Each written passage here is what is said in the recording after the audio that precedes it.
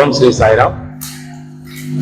சேவையை தான் சாதனாவா சொல்லியிருக்காரு அப்படிங்கிறத நம்ம சொன்னோம். ஏன்னா சத்யசாயி சேவா ஆர்கனைசேஷன். சோ சத்யசாயி சேவா ஆர்கனைசேஷன்ல உள்ள உறுப்பினர்கள் எல்லாருக்குமே ஆன்மீக சாதனை என்ன சொன்னா தான் அடுத்த எழுந்து போவோம். சேவை தான் சாதனை. நம்ம இந்த ஒரு ஓல்டேஜ் ஹோம்ல நம்ம டிவோர்ஸ் கேட்டேன், சத்யசாயி சேவாலயத்துல எது முக்கியமான ஆன்மீக சாதனை? ஒருத்தர் உடனே என்ன பண்ணாரு, பஜனை அப்படின்னாரு. நம்ம பஜனை பண்றோம்ல, பஜனை அப்படின்னா நிறைய தான் பண்றோம் நம்ம. சோ அதனால என்ன தெரியும் சொல்றாருன்னா பஜனையை அப்படிங்கிறார். ஆனா சுவாமி என்ன சொல்றாரு, நம்ம பஜனையை கூட சேவையா தான் செய்யறோம். நகர சங்கீதம் நம்ம கேள்விப்பட்டிருக்கோம் இல்லையா, நேற்று எல்லா சமயத்திலும் நடந்திருக்கு. நகர சங்கீதம் எல்லா இடங்களையும் நடந்திருக்கு. அதை நம்ம விங்ஸ் 3 விங்ஸ் இருக்கு இல்லையா, spiritual, service and educational wing. அந்த நகர சங்கீதத்துல எதுல வச்சிருக்காரு தெரியுமா? சேவா விங்ல வச்சிருக்காரு.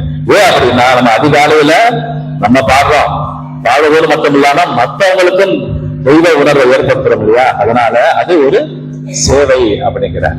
சோ இப்ப சின்ன கதை, சுவாமி தன்னுடைய பேருல எப்பவுமே சின்ன சின்ன கதைகள் மூலமா தான் பேருண்மைகளை விளக்கமா புரிகிற மாதிரி சொல்லுவார். அந்த மாதிரி ஒரு ஆன்மீக சாதகர் அவர் என்ன செய்வார் அப்படின்னா, சத்யசாயி நிறுவனத்தை சேர்ந்த டிவோட்டிஸ் மாதிரியே தன்னலம் இல்லாம சேவை செய்யக்கூடியவர். இறைவன் மேலையும் நம்பிக்கை உண்டு. அவர் ஒரு தடவை சேவை நிகழ்ச்சியில கலந்துக்கிட்டு வீட்டுக்கு திரும்புறார். வீட்டுக்கு திரும்பும் போது அவருடைய பூஜா ரூம்ல லைட் எரியுது. என்னடா அது, நம்ம கூட்டிட்டு போற ரூம்ல லைட் எரியுது அப்படின்னு உள்ள போய் பார்த்தா ஒரு ஏஞ்சல் என்ன பண்ணிட்டு இருக்கா அப்படின்னா லிஸ்ட் எழுதிட்டு இருக்கான். 1 2 3 4 5 6. சோ அவர் போய் கேட்கிறாரு, ஆமா என்ன லிஸ்ட் எடுக்கிறீங்க அப்படின்னு கேட்கிறாரு. இல்ல மிகப்பெரிய பக்தர்கள் யார் அப்படின்றத நான் லிஸ்ட் எடுத்துட்டு இருக்கேன் அப்படின்னு. ஓ அப்படியா, சரி அப்படின்னு. அதுல ஏன் பேர் இருக்கா பாருங்க, எத்தனாவது இருக்குன்னு பாருங்க, 1ஆவதா 2ஆவதா 3ஆவதான்னு பாருங்க. அந்த ஏஞ்சல் என்ன சொல்றது, உன் பேரே இல்ல. என்னடா இது, சரி நம்ம எடுத்து கேட்க முடியாதுல்ல, அக்செப்ட் பண்ணிக்கிட்டு போயிடுறாங்க. மறுநாள் இதே மாதிரி ஒரு சேவை நிகழ்ச்சிக்கு போயிட்டு வீட்டுக்கு திரும்புறாரு. அதே மாதிரி பூஜா ரூம்ல லைட் எரியுது. அதே ஏஞ்சல், அதே லிஸ்ட். திரும்ப கேட்கிறாரு, இப்ப என்னமா லிஸ்ட் எடுக்கிறீங்க? இறைவனுக்கு மிக பிடித்தவர் யார் அப்படின்னு எழுதுறேன். சரி, நேத்தாவது நம்ம கேள்வி கேட்டா, இன்னைக்கு கேட்கவே முடியாது அப்படின்னு ஒதுங்கும் போது, இருங்க உங்க பேர் தான் முதல்ல இருக்கு. என்னையா சொல்றீங்க? பிரார்த்தனை செய்யும் உதவிகளை விட சேவை செய்யும் கலங்கரே புனிதமானது. சுவாமி சொல்லியிருக்காரு இல்லையா, பரோபகாரார்த்தம் இதம் செய்தம். இந்த உடல் நமக்கு எதுக்கு கொடுக்கப்பட்டிருக்கு அப்படின்னா பர உப கர, உதவி செய்வது அப்படின்னு நம்ம மேலோட்டமான அர்த்தத்தை எடுத்துக்கிறோம். சுவாமி அதை பிரிக்கிறார். பர உப, பர பிளஸ் உப பிளஸ் கர. பர என்றால் நாம பிறர் நினைக்கிறோம், பிறருக்கு உதவி செய்வது பர உபகர. ஆனா சுவாமி என்ன சொல்றாரு அப்படின்னா, சத்தியத்தை சொல்லக்கூடியவர்.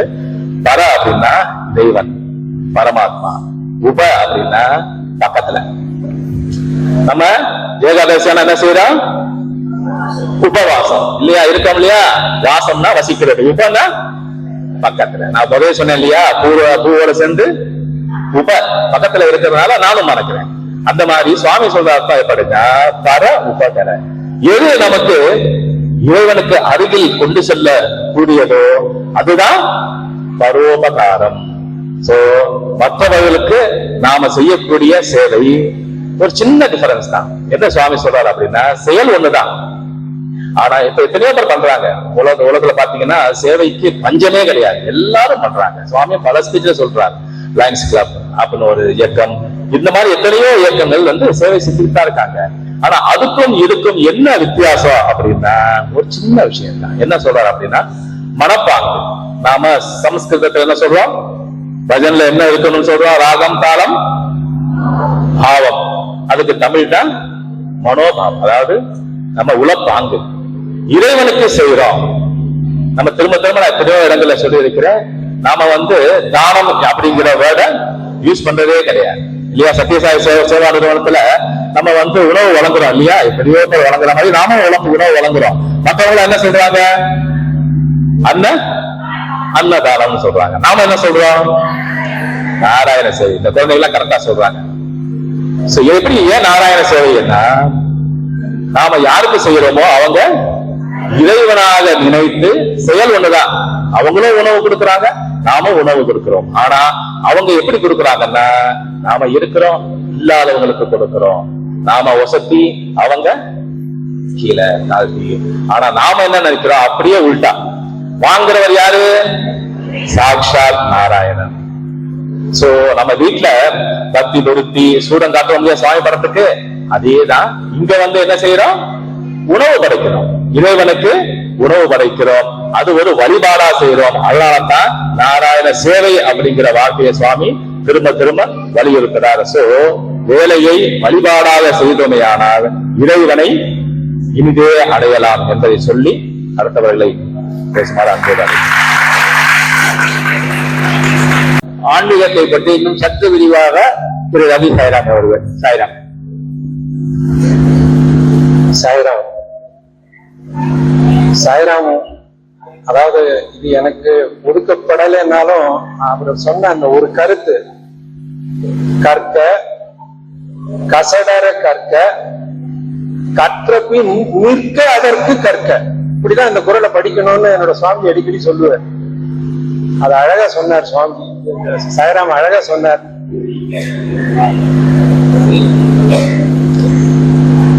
இப்போ ஆன்மீகம் அப்படிங்கிற கருத்தை இன்னும் மேலும் விவரமாக பார்க்கலாம்.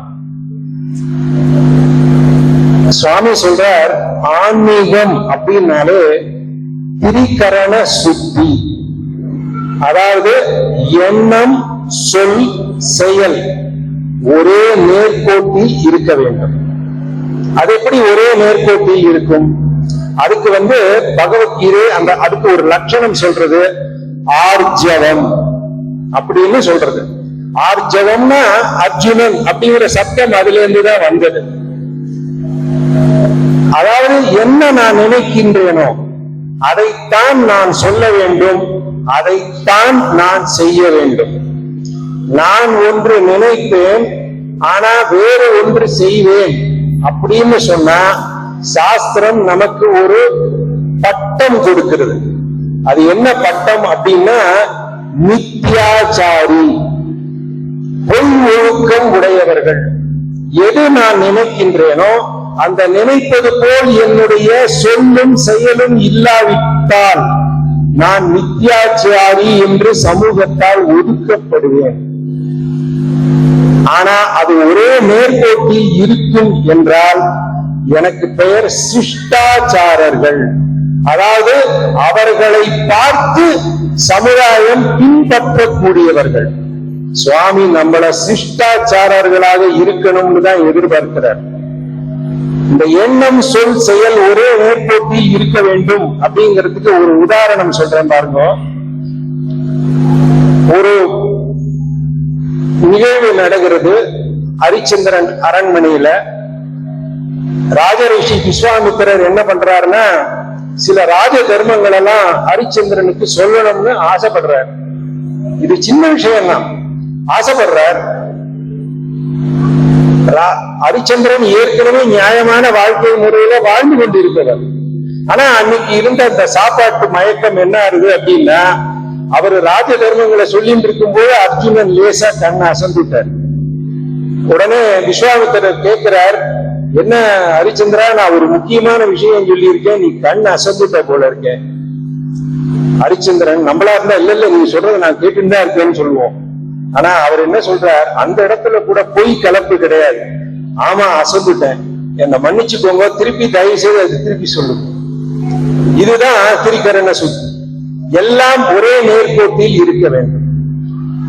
பகவான் நம்ம மனசை திருத்துவதற்கு சில உபாயங்களை சொல்றார்.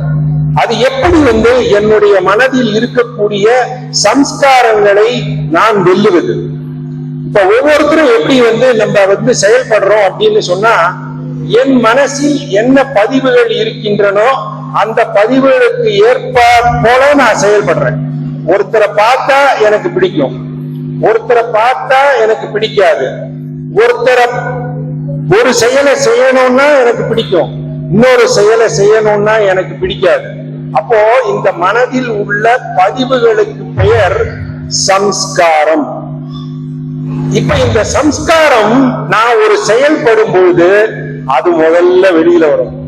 ஒருத்தர் அங்கிருந்து பார்ப்போம், அவர் வரும்போது ஐயோ இவர் வந்துட்டாரேமோ, இல்ல அவரை பத்தி அவர் அந்த பக்கம் போனதுக்கு அப்புறம் பேசுவோம். அப்போ என் மனசில் உள்ள பதிவுகள் விஸ்வரூபம் எடுக்க ஆரம்பிக்கும். அப்ப நம்ம ஒரு ஷட்டிலஸ்ட் பாயிண்ட், ஒரு தருணம், அந்த தருணத்தில் பகவானின் உபதேசம் என்னும் உரைக்கல்லை கொண்டு உரசி பார்க்க வேண்டும். என்னுடைய மனதை பகவானின் உபதேசம்ங்கிற அந்த உரைக்கல்லோட உரசி பார்க்க வேண்டும்.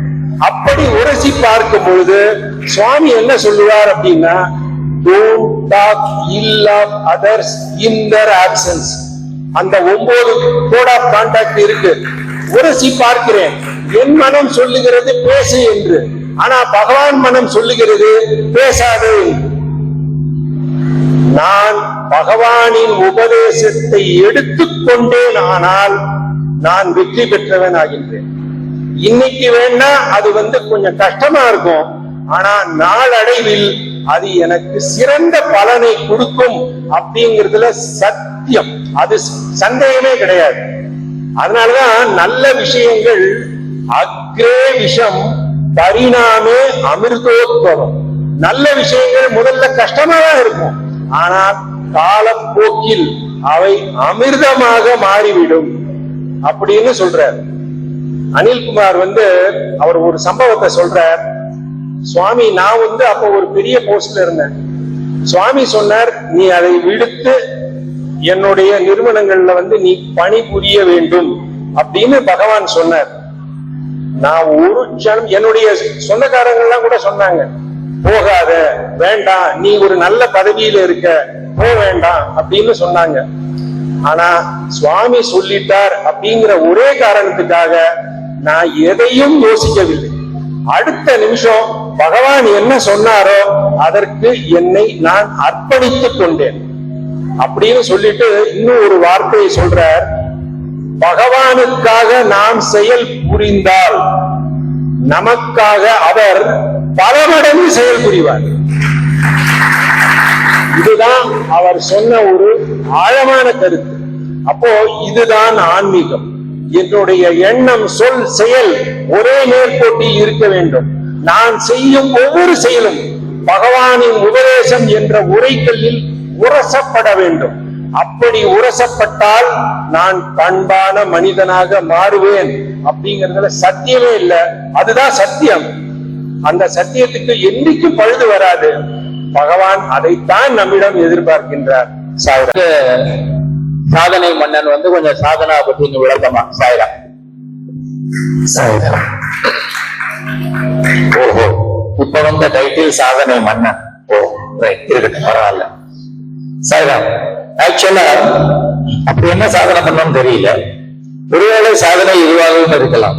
உட்கார்ந்துருக்கோம்ல இப்போ எல்லாரோடையும், இது சாதனா இருக்கலாம்.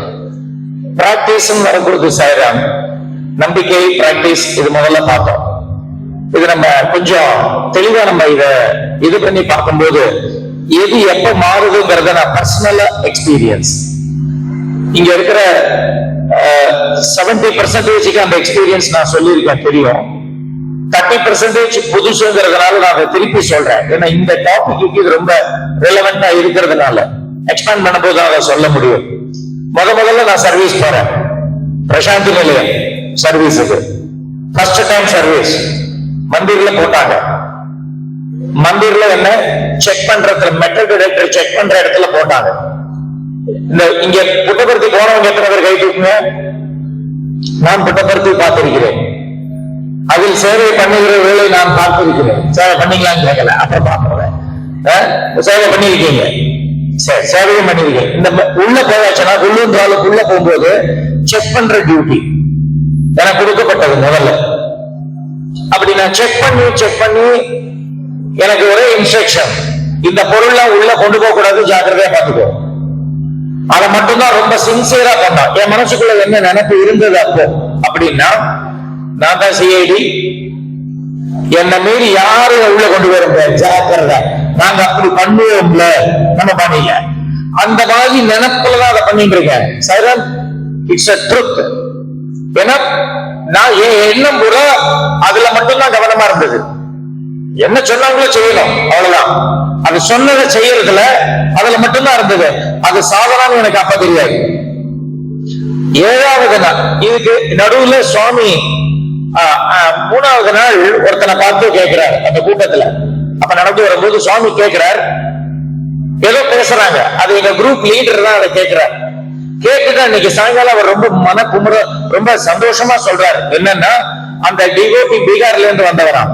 அவரை பார்த்து சுவாமி கேட்டிருக்காரு,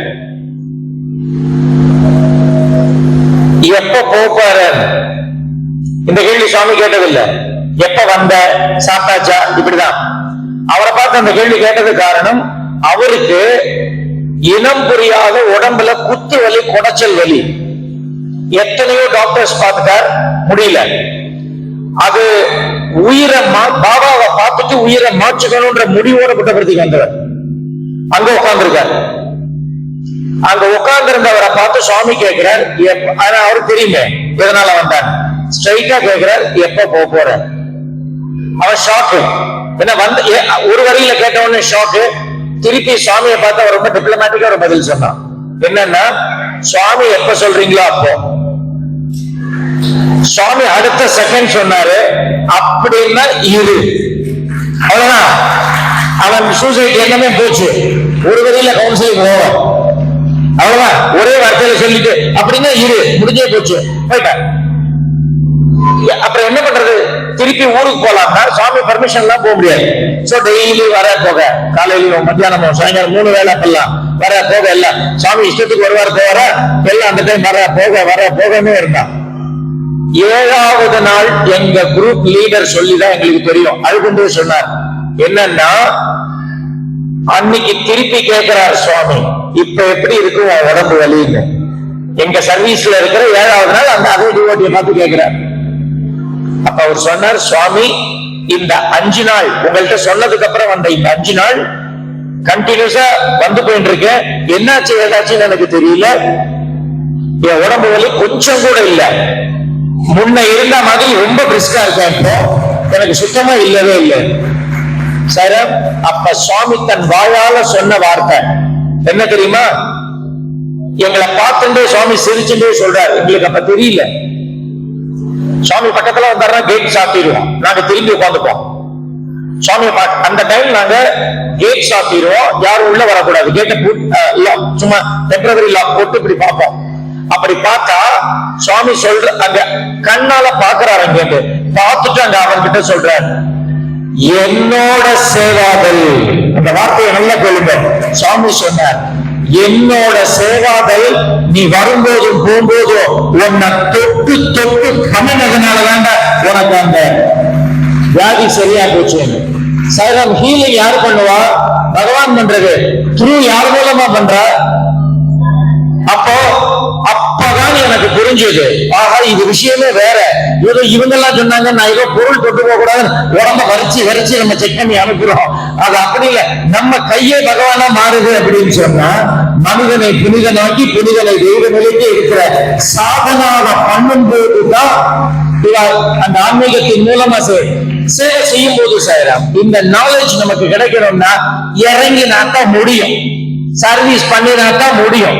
பிபி புட்டபர்த்தி வாங்கணும்னா வரணும், காரணம்லாம் சொல்லப்படாது, போகணும், அனுபவிக்கணும். அப்பதான் இந்த மாதிரி எல்லாம் தெரியும். சாதனா அனுபவிக்கிறதுன்னு ஒரு இன்னொன்று இருக்கு. நம்ம பிராக்டிஸ் பண்ண சாரம் அனுபவிச்சுட்டே இருப்போம். இப்ப அவர் சொன்னார்ல, பக்கத்துல போகணும், இன்னும் பக்கத்துல சுவாமி கிட்ட போகணும்னா சேவை கிட்ட அங்க என்ன ஆகும்? சேவை கொஞ்சம் பண்ணுவோம் சார், 20% பண்ணுவோம். 80% என்னவா இருக்கு தெரியுமா? அனுபவிக்கிறதா மட்டும்தான் இருக்கும். அவரும் நம்மளும் இப்படி இருக்கிற அந்த அனுபவத்தை கூட்டும் போது இருக்கிற திருப்தி இருக்கு இல்லையா, அது டிசைட் பண்ணும் அந்த நேரம் இன்னொரு உடம்பு வேண்டாம். தட் இஸ் கால்ட் ஜீவன் முக்தி. ஆன்மீக சும்மா விளையாட்டு காரியம் அல்ல இது. அத்தனை அடுத்த பிறவில இருக்கா வேணுமா? ஒருத்தர் மூஞ்சி போற போக வாழ்க்கையில வாழ்ந்தது நல்லா தெரியுது. வேண்டாம் அப்படின்னு சொல்லியாச்சுன்னா நம்முடைய உள்ள இருக்கிற பகவான், அந்த என்னமோ உள்ள ஒண்ணு இருக்குல்ல, இருக்கா இல்லைங்க அப்படி பாக்குறீங்க எல்லாரும். உள்ள என்னமோ இருக்குல்ல, அது வெளியே போச்சுன்னா இதை டிஸ்ட்ராக்ட் பண்ணிடுவாங்க தெரியுமில்ல. அந்த உள்ள இருக்கிறது டிசைட் பண்ணணும் இன்னொரு உடம்பு வேண்டாம். அந்த அளவுக்கு நம்மள தயார் பண்றத அந்த முறை சாதனா. அது எப்படி வேணாலும் பண்ணலாம். 1008 வழி கொடுத்திருக்காங்க. அங்க இருக்கு, இங்க இருக்கு, அங்க இருக்கு. அப்ப அது ரொம்ப ஈஸியா போறது சேவா. சேவா பண்ணினா ரியலைசேஷன் சீக்கிரம் வருது. உண்டா இல்லையா? நான் வந்து இப்ப இந்த எக்ஸ்பீரியன்ஸ்ல எனக்கு வந்தது. நான் ஆக்சுவலா முதல்ல மெக்கானிக்கலா செஞ்சேன். 7வது நாள் இதை சொன்ன உடனே என் மனசு சுத்தமா மாறி போச்சு. ஆகா, பகவானே இறங்கி வந்து செய்யறது. அப்பதான் இந்த ஸ்கார்ஃப பத்தி தெரியுது. ஸ்கார்ஃப் நம்ம மேல உட்கார்ந்துருக்குன்னா என்ன அர்த்தம்? கருடாழ்வார் உட்கார்ந்துட்டா நம்ம எல்லாம் பெருமாளா இருக்கும். பெருமாளை தாங்குற கருடாழ்வாரும் நம்ம அத்தனை பேர் இருக்கோம். வச்சிருக்காரா இல்லையா? மனிதனை புனிதனாக்கி புனிதனை உயர்ந்த நிலைக்கு. இந்த ரியலைசேஷன் வரணும்னா பிராக்டிஸ் பண்ணா மட்டும்தான், இறங்கினா மட்டும்தான். இதுல நம்பிக்கை ரொம்ப முக்கியம் சாயிரம். முழு மனசோட போகணும் எல்லா இடத்துலயும். சோ வீட்டுல டெய்லி சாதனாவை அவர் சொன்ன மாதிரி பக்கத்துல நெருங்கிறதுக்கு நான் நெருங்கிட்டேன் சுவாமி, நீ சொன்னது ஃபுல்லா நான் செய்யறேன். செஞ்சுட்டே இருக்கிறதுக்கு பேர் தான் சாதனா. செஞ்சுட்டே இருக்கணும். Continuous process, not 1 or 2 days. Continuous process. நீ சொன்னதை நான் செய்யறேன். 5 மணிக்கு எந்திருக்கிறேன், ஓங்காரம் சொல்றேன். ஏன் இப்படி வில்லத்தனமா பாக்குறீங்க? அதெல்லாம் அவர்தான் நடக்கலையே. சரி பரவாயில்ல. இந்த சாதனா அது இது சேவையா இல்லையா அதெல்லாம் அப்புறம் பாத்துக்கலாம். ஆக்சுவலா சாதனா பண்ணணும். என்ன உண்டோ செஞ்சாகணும். 4 பேருக்கு நல்லதை பண்ணிட்டே இருக்கணும். நாள் ஃபுல்லா நல்லதை செய்ய செய்ய செய்ய செய்ய உள்ள ஆக்சுவலா நான்கிற அது போயிடும். நான்கிறது போச்சா ஆசை குறைஞ்சிடும். ஆசை குறைஞ்சு போச்சா ஆட்டோமேட்டிக்கா எல்லாத்துக்குள்ளேயும் நிறைவன் இருக்காது பார்க்க ஆரம்பிப்போமா.